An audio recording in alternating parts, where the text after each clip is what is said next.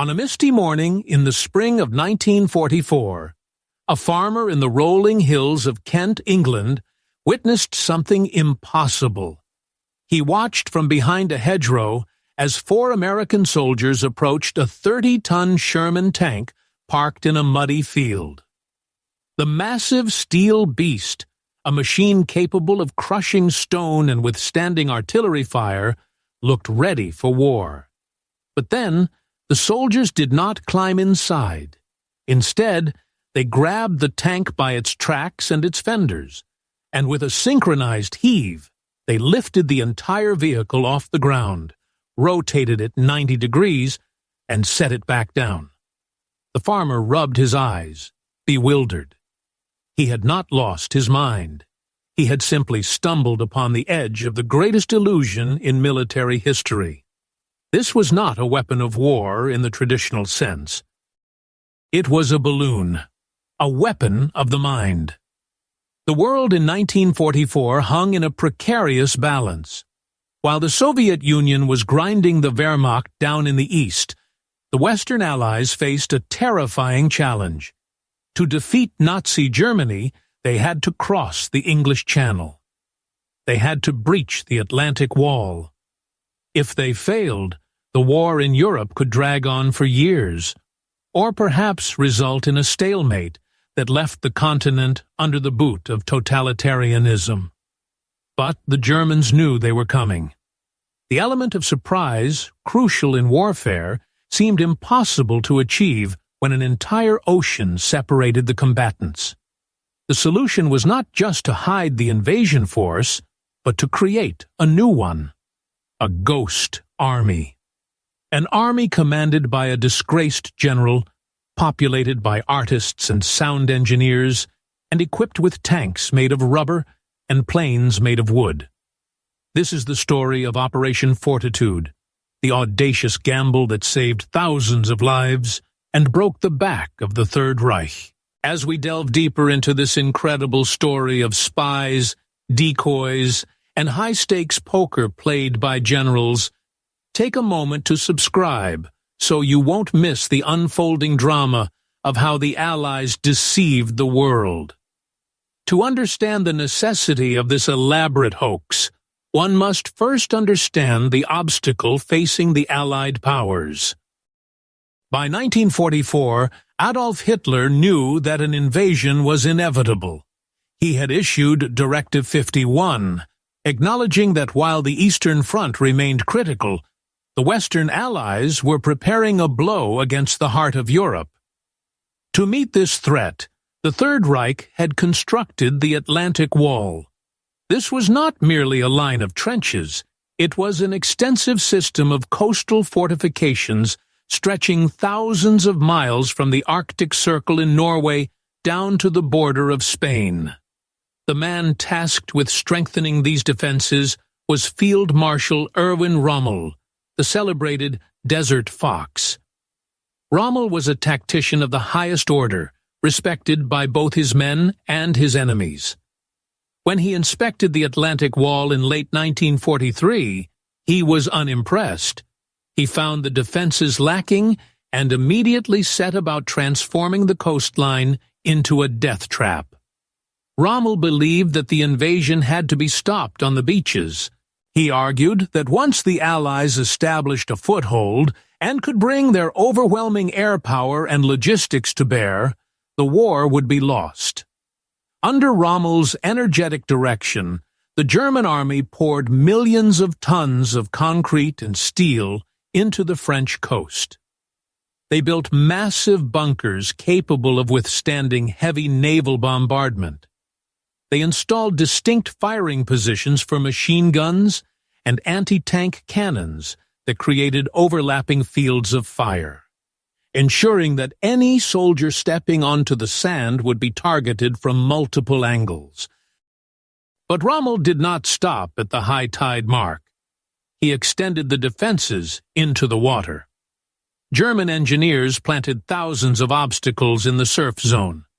There were Czech hedgehogs, steel beams welded together to rip the hulls out of landing craft. There were Belgian gates, heavy steel frames aimed at stopping tanks. And there were mines, millions of mines. Rommel placed mines on the beaches, mines in the dunes, and mines attached to wooden poles driven into the sand, known as Rommel's asparagus, designed to tear apart gliders or paratroopers attempting to land behind the lines. He flooded the lowlands behind the coast to drown paratroopers. The Atlantic Wall became a marvel of military engineering, a fortress designed to slaughter an invading army within minutes of their arrival. For the Allied commanders, General Dwight D. Eisenhower and his Supreme Headquarters Allied Expeditionary Force, the problem was essentially mathematical and terrifying. Amphibious assaults are the most difficult and dangerous of all military operations. The attacking force is vulnerable, exposed, and fighting against a defender who is dug in and waiting. If the Germans knew where the Allies were going to land, they could concentrate their Panzer divisions, the heavy armored reserves, at that specific point. If the German tanks were waiting on the cliffs when the ramp of the first landing craft dropped, the invasion would be a massacre. The Allies would be pushed back into the sea, a defeat that would shatter morale and potentially break the alliance. The geography of the English Channel presented two obvious choices for an invasion. The first was the Pas de Calais. This was the logical choice. It was the narrowest point of the channel, a mere 20 miles of water separating Dover from Calais. This short distance meant a quicker turnaround time for ships, allowing the Allies to build up their forces rapidly. Furthermore, a landing at Pas de Calais put the Allied armies on a direct route to the heart of Germany, the industrial Ruhr Valley, and Berlin. It was the shortest path to victory. The second option was Normandy. It was further away, requiring a longer crossing and more complex logistics. The terrain was difficult, characterized by the bocage, ancient hedgerows that would hamper tank movement. However, because it was less obvious, the defenses there were slightly weaker than at Calais. The Allied planners made the decision to land at Normandy, but this decision carried a fatal flaw. Because Pas de Calais was the most logical target, the Germans expected the attack to come there.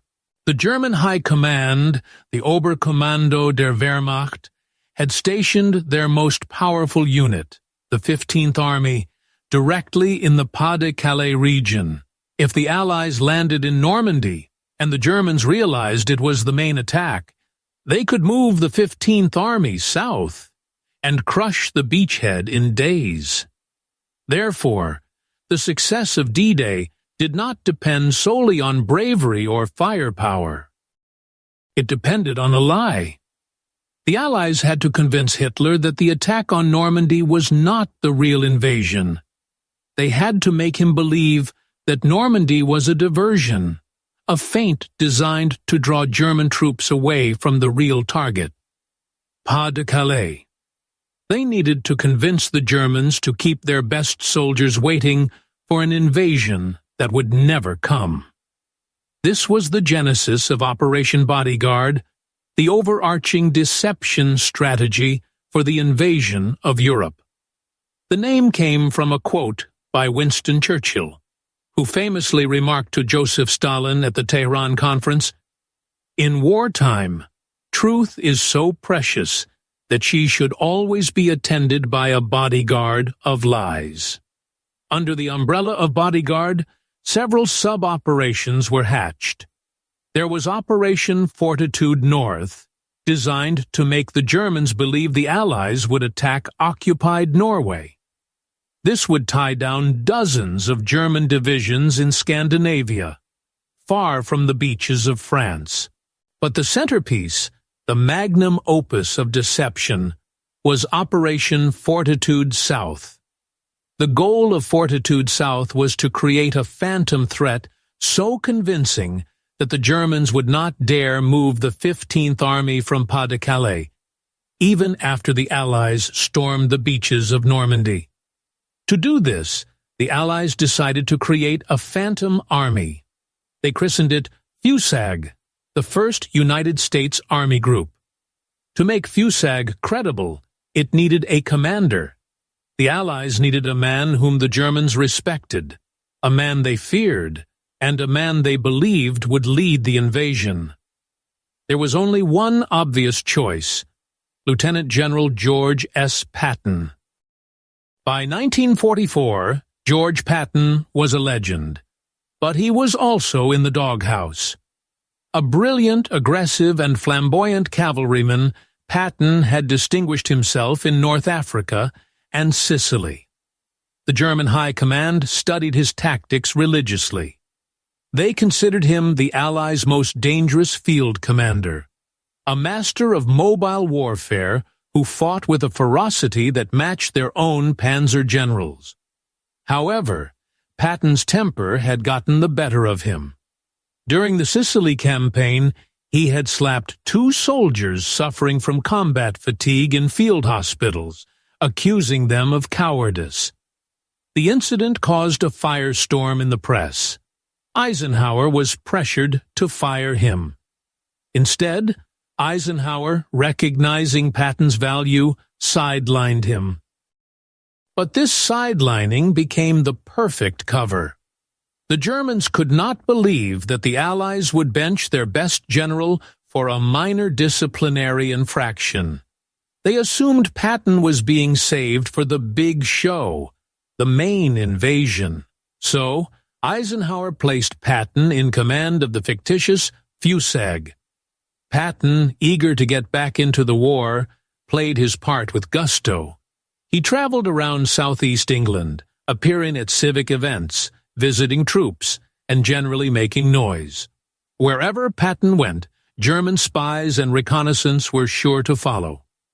His presence in Kent, directly across from the Pas-de-Calais, was the first strong signal to Berlin. The blow is coming here.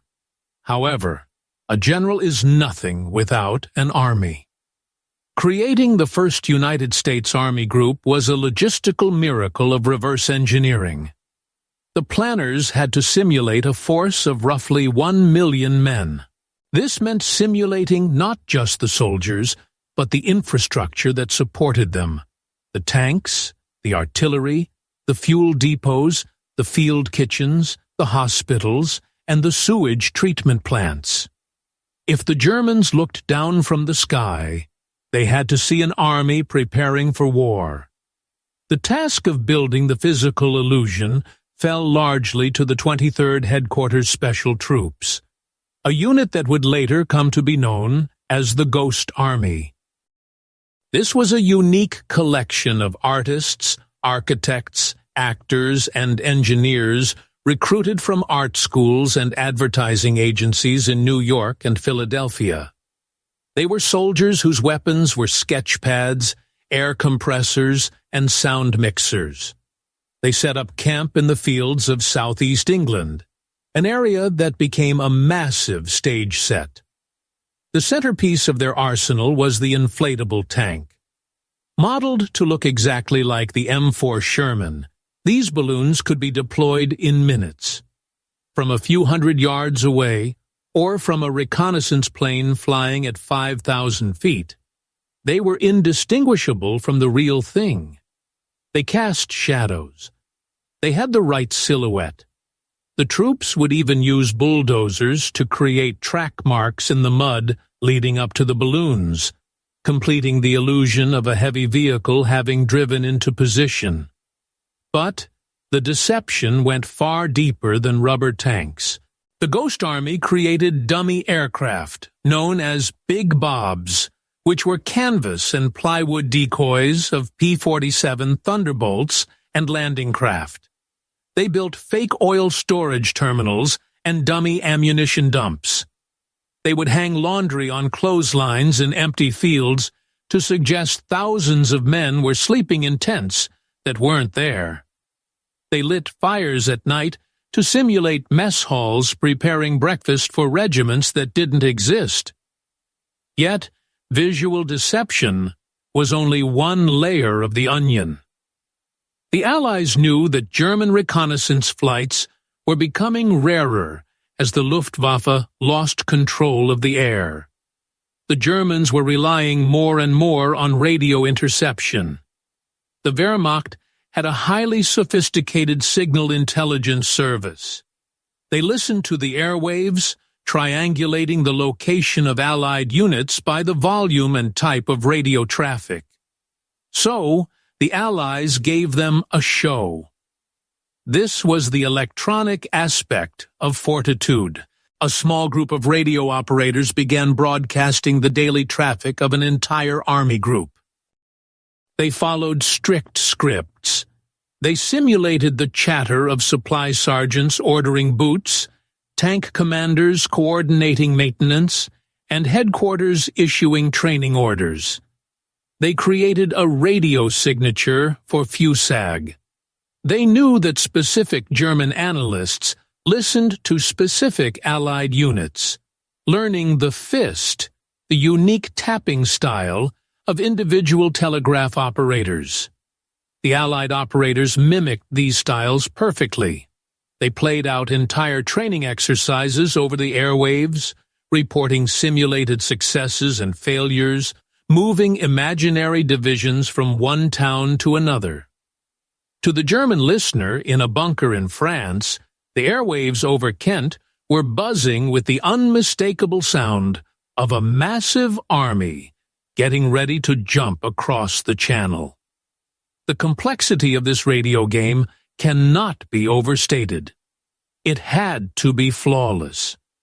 If a division moved on the map in the deception headquarters, its radio traffic had to move geographically as well.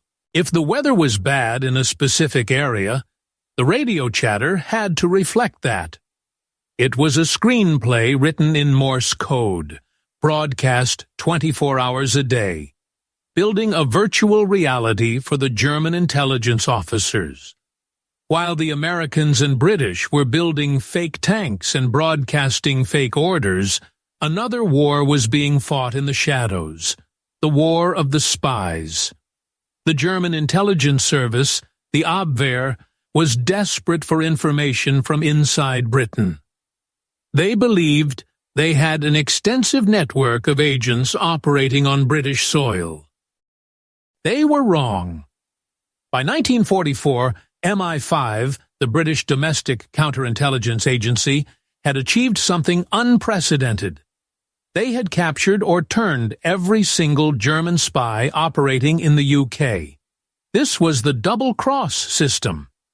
The agents the Germans trusted to send them vital data were actually working for the British.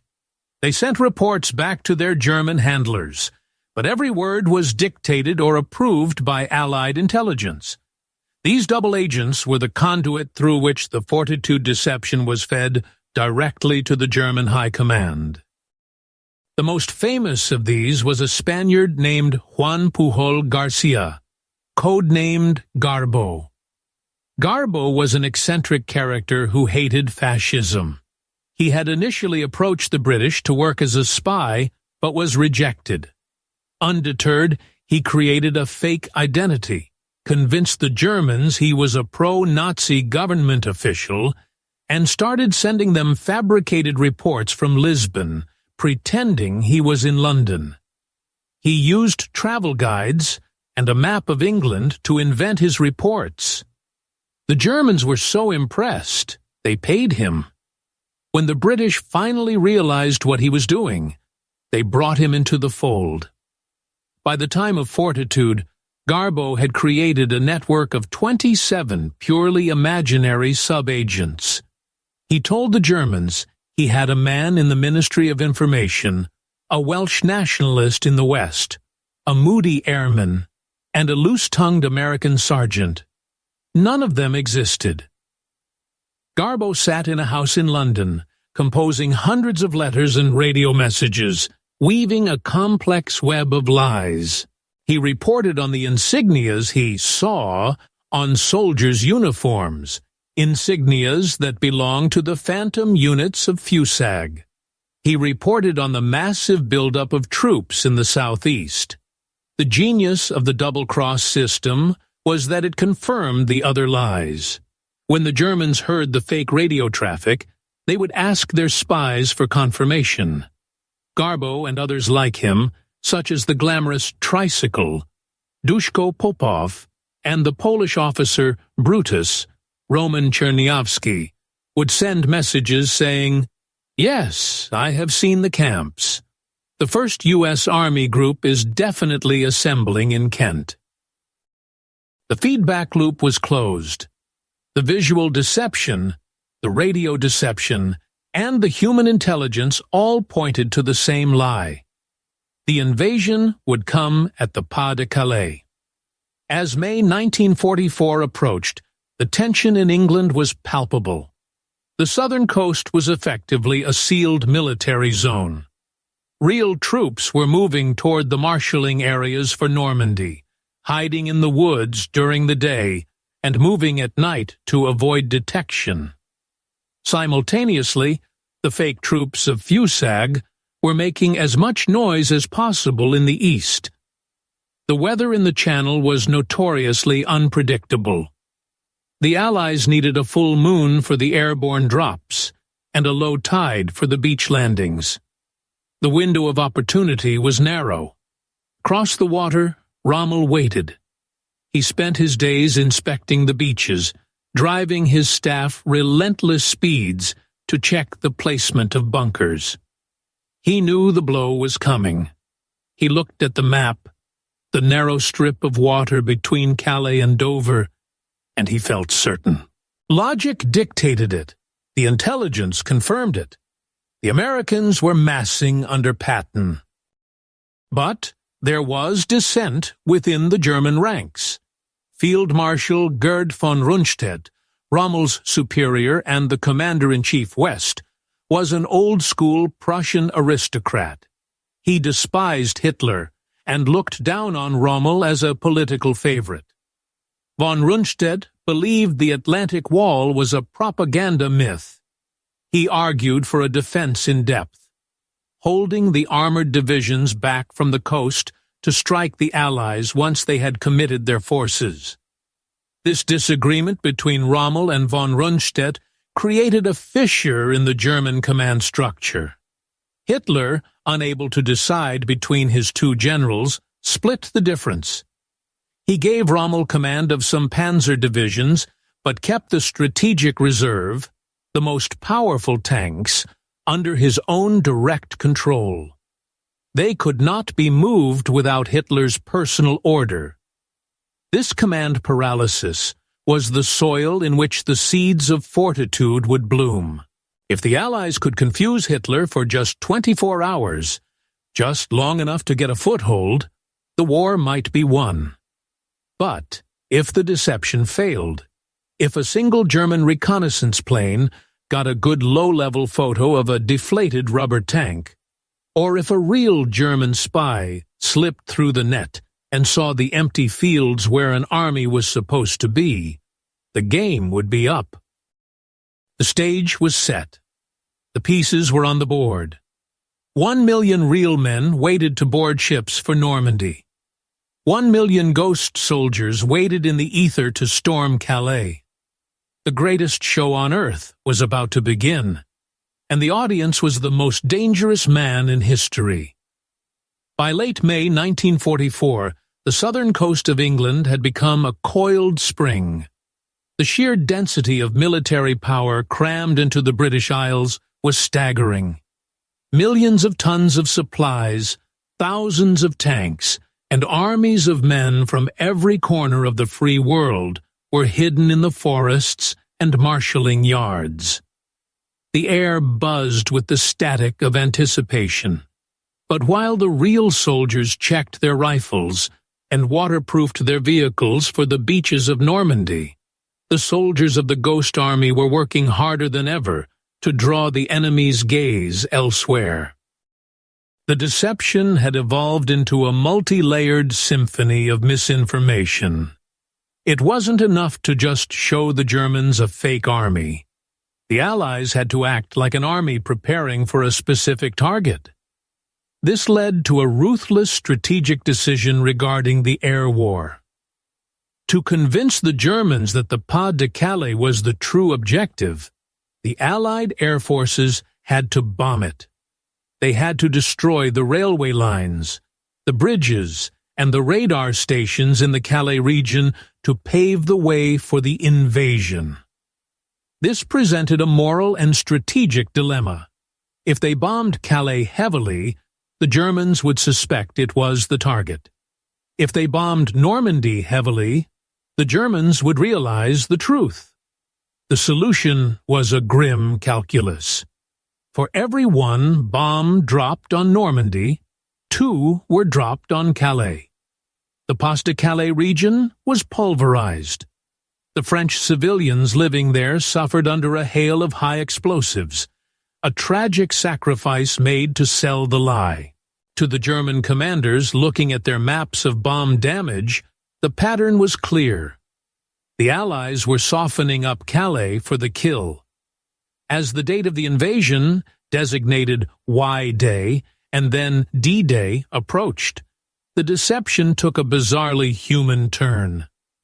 The Allies found an Australian actor named M.E. Clifton James, who bore a striking resemblance to General Bernard Montgomery, the commander of the Allied ground forces. In an operation code-named Copperhead, James was recruited, dressed in Montgomery's uniform, complete with the famous beret, and flown to Gibraltar and Algiers. The goal was simple. If Montgomery was having breakfast with the governor of Gibraltar in the Mediterranean on May 26th, he couldn't possibly be leading an invasion of France the next day. German agents in Gibraltar, as expected, spotted the fake general and radioed Berlin. It was yet another breadcrumb leading the Germans away from the truth, buying the Allies precious time. But the most critical phase of Operation Fortitude began on the stormy night of June 5, 1944. As the real armada of nearly 7,000 vessels began its slow, churning journey across the Channel toward Normandy, the deception planners unleashed a technological nightmare upon the German radar operators. This was Operation Glimmer and Operation Taxable. The Germans had radar stations along the French coast that scanned the English Channel. To hide the massive invasion fleet, the Allies couldn't just jam the radar. They had to paint a false picture on it. They had to create a ghost fleet heading for Calais. This task fell to the elite pilots of the Royal Air Force's 617 Squadron, the famous Dambusters. Their mission required precision flying that bordered on the impossible. The bombers flew in a tight formation toward the Pas de Calais. As they flew, they dropped strips of metal foil known as window or chaff. These strips were cut to the exact wavelength of the German radar. When the radar waves hit the foil, they bounced back, creating a blip on the operator's screen that looked like a ship. But a single blip wasn't enough.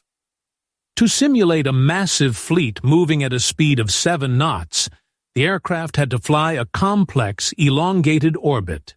They would drop a bundle of chaff, fly a precise circle, and drop another bundle slightly further ahead, exactly when the first bundle hit the water. They did this for hours in the dark, under fire. On the German radar screens at Cap d'Antifer and Boulogne, the result was terrifying. A massive armada, 14 miles wide, was slowly, relentlessly approaching the coast of Calais. The German operators sounded the alarm. The invasion was coming exactly where they expected it. Simultaneously, a smaller, stranger invasion was happening in the skies. The SAS, the British Special Forces, launched Operation Titanic. 4 squadrons of Halifax bombers flew over the coastline north of the Seine River. far from the Normandy beaches. They dropped hundreds of Ruperts. A Rupert was not a soldier. It was a burlap dummy, about 3 feet tall, filled with sand and straw. But these dummies were equipped with a parachute and a special time device. When they hit the ground, the device would ignite, firing blank rifle cartridges and setting off small explosives that mimicked the sound of mortar fire. Imagine the scene from the perspective of a German sentry in the dark fields of France. He hears the drone of engines. He looks up and sees hundreds of parachutes descending in the moonlight. He runs to his radio and screams that enemy paratroopers are landing in force. Then, from the darkness, he hears the crack of rifles and the boom of mortars. He is convinced a major airborne assault is underway. By the time the German patrols nervously advanced and discovered the limp burlap dolls scattered in the grass, the damage was done. Reports were already flying up the chain of command. Enemy paratroopers dropping at Calais. Enemy fleet approaching Boulogne. The fog of war had descended, thick and impenetrable. While this chaos unfolded to the north, the real invasion force struck Normandy. At 6:30 a.m. on June the 6th, the first waves of American, British, and Canadian troops waded into the surf at Utah, Omaha, Gold, Juno, and Sword beaches. The fighting was brutal. At Omaha Beach, the American assault was nearly broken by fierce German resistance. The sand turned red. But even amidst the blood and fire of the real battle, the German high command was paralyzed by the ghost story the Allies had written. In the Wolf's Lair, Hitler's headquarters in East Prussia, the news of the Normandy landings arrived early in the morning. But Hitler was asleep. His adjutants, terrified of his temper, and adhering to the rigid protocol of the Third Reich, refused to wake him. This delay was significant, but what happened when he woke was even more critical. When Hitler finally reviewed the situation around noon, he did not panic. He looked at the map. He saw the landings in Normandy. But he also saw the reports from the night before. The radar ghosts at Calais. The paratrooper dummies. And he remembered the reports from his trusted spies about Patton and FUSAG. This is the diversion, the German logic dictated. Patton is still in Kent. The 1st U.S. Army Group has not moved. Why would the Allies land in Normandy with a smaller force and leave their best general and their biggest army in England?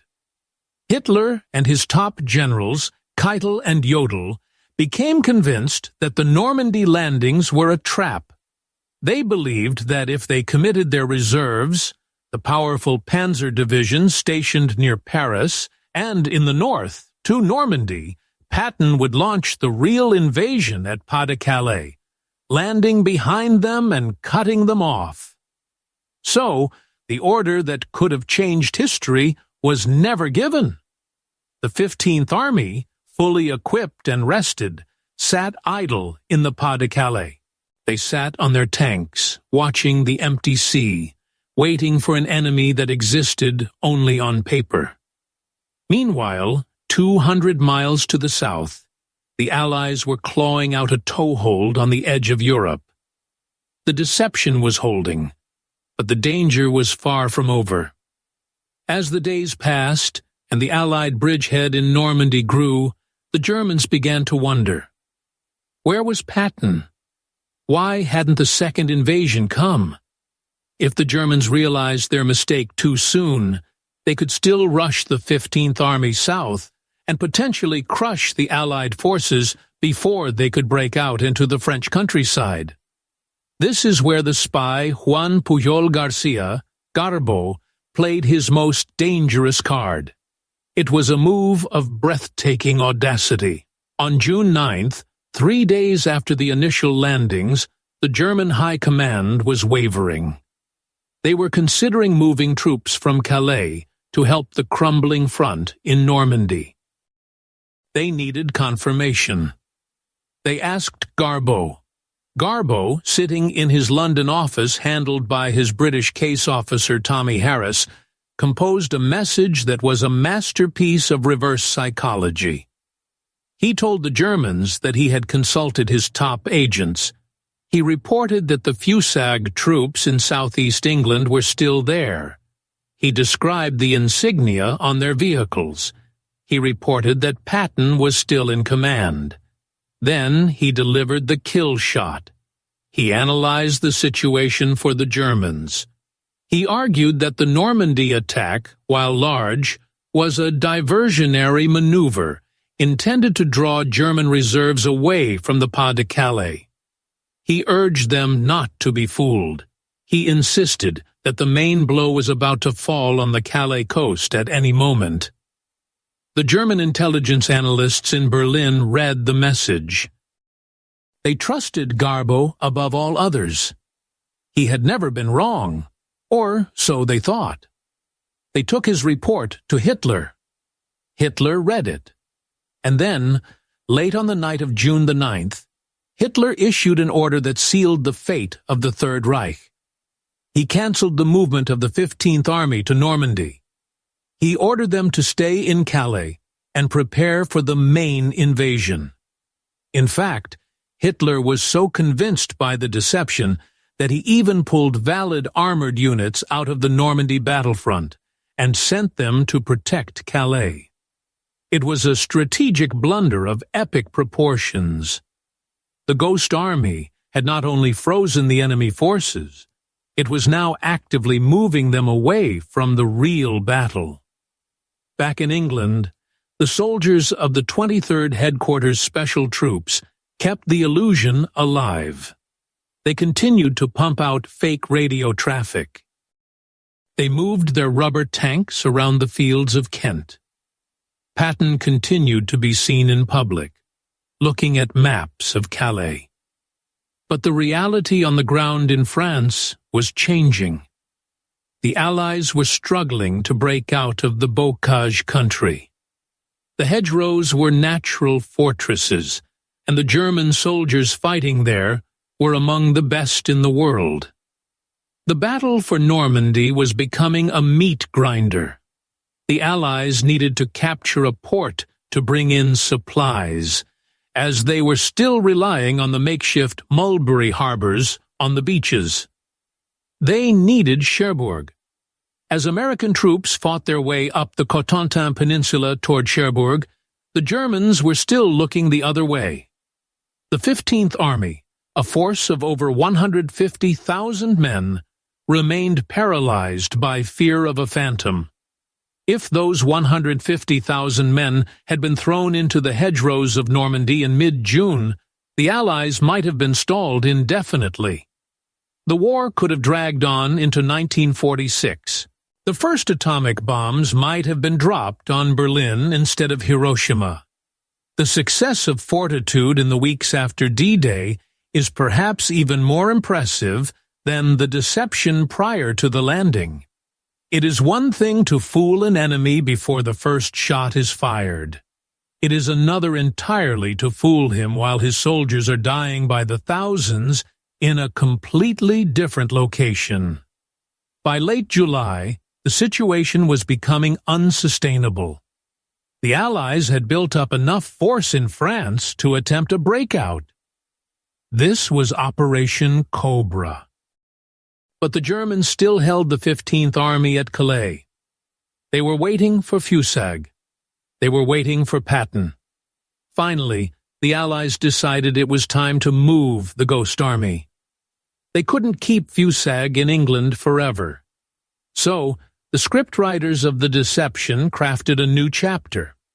They began to simulate the movement of FUSAG units from England to France, not to Calais, but to Normandy. The story changed. FUSAG was now coming to reinforce the Normandy bridgehead. And then, the final reveal. In late July, George Patton arrived in France. But he didn't arrive at the head of a ghost army. He arrived to take command of the very real, very dangerous U.S. Third Army. When the Germans realized that Patton was actually in Normandy, the jig was up. But it was too late. The Allies had broken through. The road to Paris was open. However, the legacy of the Ghost Army was not just about the strategic victory. It was about the strange, surreal life of the deceivers themselves. These artists and engineers lived in a world of constant performance. They were actors on a stage where the audience wanted to kill them. One incident vividly illustrates the bizarre nature of their war. Two Frenchmen on bicycles managed to sneak past the perimeter security of the Ghost Army's camp in Normandy, where they had deployed later in the campaign to cover a gap in the lines. They saw 4 American soldiers pick up a 40-ton tank and turn it around. The Frenchmen stood gaping, their jaws on their chests. The American sergeant in charge, not missing a beat, walked over to them, put a finger to his lips, and whispered, "The Americans are very strong." As the Allied armies raced across France, liberating town after town, the phantom army of Operation Fortitude slowly faded into history. The rubber tanks were deflated and packed away. The radio operators went back to their real units. The spies like Garbo continued their double game. But the grand illusion was over. Yet, the impact of their work remained. Thousands of white crosses in the cemeteries of Normandy mark the resting places of brave men who died fighting for freedom. But military historians estimate that without Operation Fortitude, that number would have been tens of thousands higher. The army that never existed saved the army that did. But as the war in Europe drew to a close, the techniques learned in Fortitude, the electronic warfare, the psychological operations, the manipulation of information, did not disappear. They were the birth of a new kind of warfare, one that would dominate the remainder of the 20th century. The Ghost Army had proven that in modern war, the mind is as important a target as the body. The story doesn't end here, though. The aftermath of the deception had consequences that rippled through the German command and the post-war world. How did the Germans react when they finally realized they had been played? What happened to the spies who fooled Hitler? And how was this massive secret kept for decades after the war? By August 1944, the illusion that had protected the Normandy beaches began to dissolve, replaced by the crushing reality of total war. The German High Command, trapped in a web of their own hesitation and Allied deceit, finally realized the magnitude of their error. The Phantom Army of Pas-de-Calais was never coming. The first United States Army group was a myth. But the realization came too late to save the Wehrmacht in France. The Allied breakout was in full swing. General George Patton, no longer a decoy, but a terrifyingly real adversary, was leading the U.S. Third Army on a lightning tear across the French countryside. His tanks were not made of rubber. They were made of steel, and they were encircling the German forces in a pocket of death near the town of Falaise. Yet, even as the front line moved swiftly toward the German border, the work of the deceivers was not finished. The 23rd Headquarters Special Troops, the unit responsible for the physical deception of Operation Fortitude, did not stay in the safety of England. They crossed the Channel and brought their traveling roadshow of inflatables and sound effects directly into the combat zone. If their work in England had been a high-stakes poker game, their work in France and Germany became Russian roulette. They were operating within range of enemy artillery, deliberately drawing fire onto themselves to save other units. One of their most remarkable performances took place outside the French port city of Brest in August 1944. The Allies needed the port, but it was heavily defended by German paratroopers. The American attack was stalling. The Ghost Army was called in to simulate a massive reinforcement of the American lines to trick the Germans into thinning their defenses in critical sectors.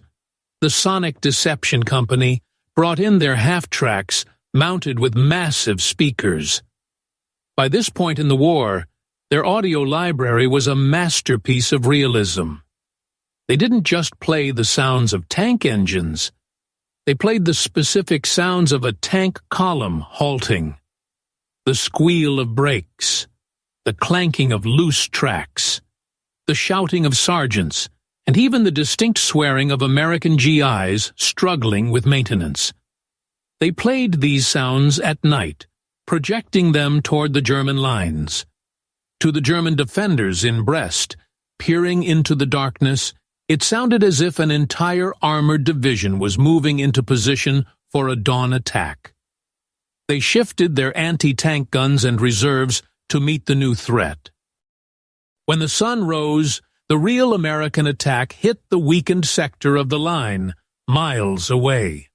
The Ghost Army had successfully manipulated the battlefield with nothing but sound waves and bravado.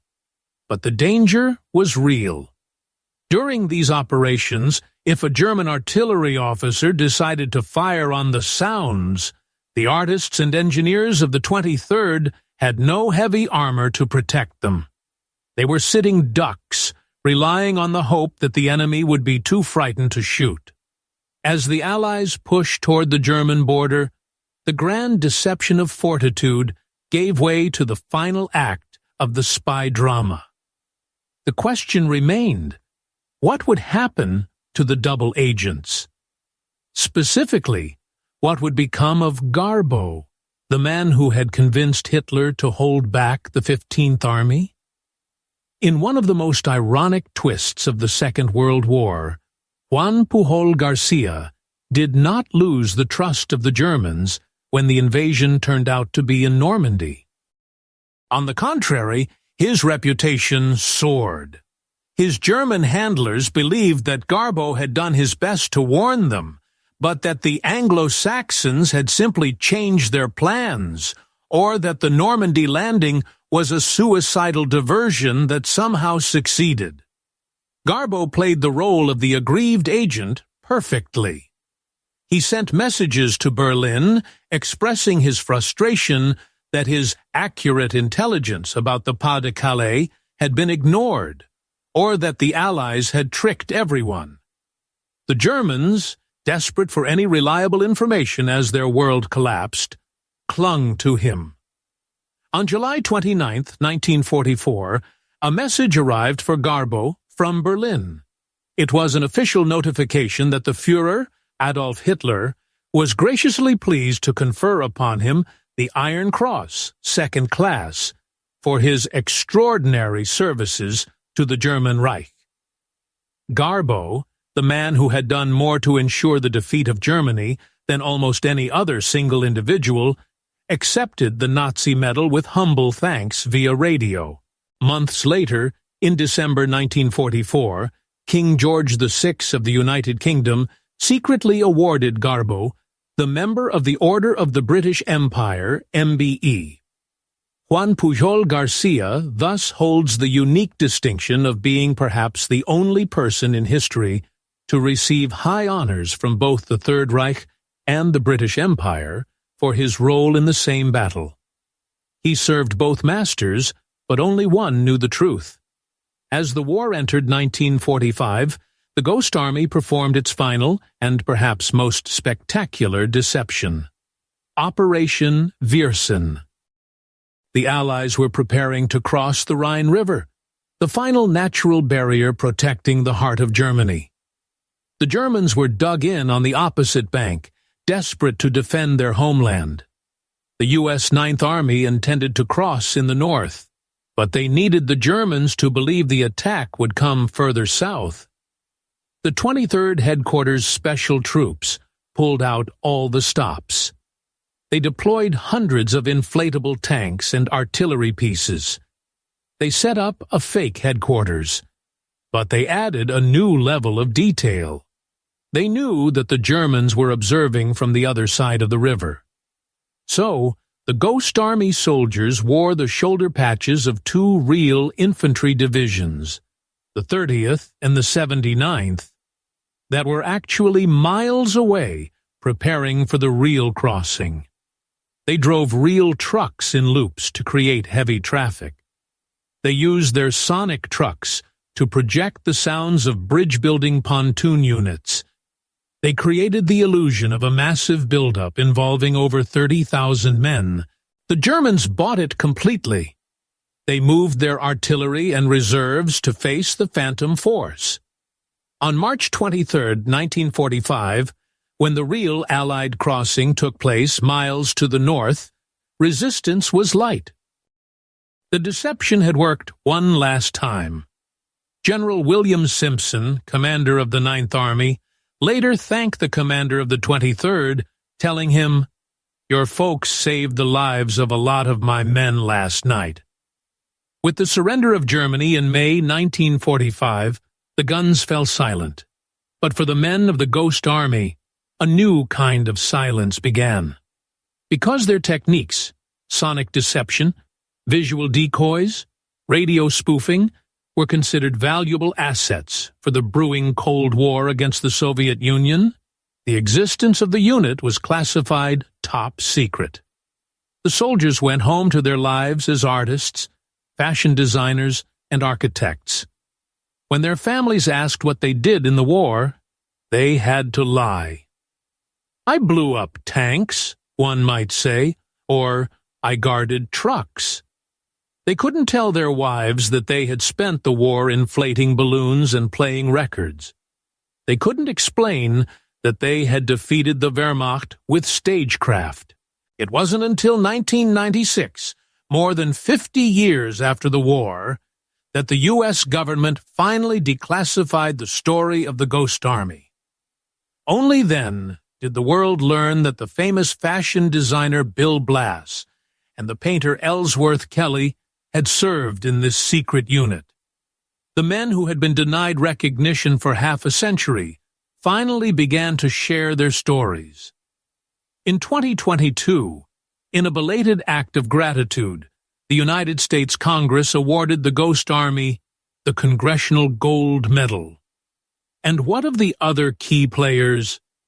Field Marshal Erwin Rommel, the man who had strengthened the Atlantic Wall and correctly predicted the danger of the beaches, did not survive the war. On July 17, 1944, 3 days before the failed assassination attempt on Hitler, Rommel's staff car was strafed by a British Spitfire in Normandy. He was severely injured. While recovering, he was implicated in the plot against Hitler. Given the choice between a show trial that would ruin his family or suicide with state honors, Rommel chose the latter. He took a cyanide capsule on October 14, 1944. He died knowing the invasion had succeeded, but never knowing the full extent of how he had been deceived by the Phantom Army in Kent.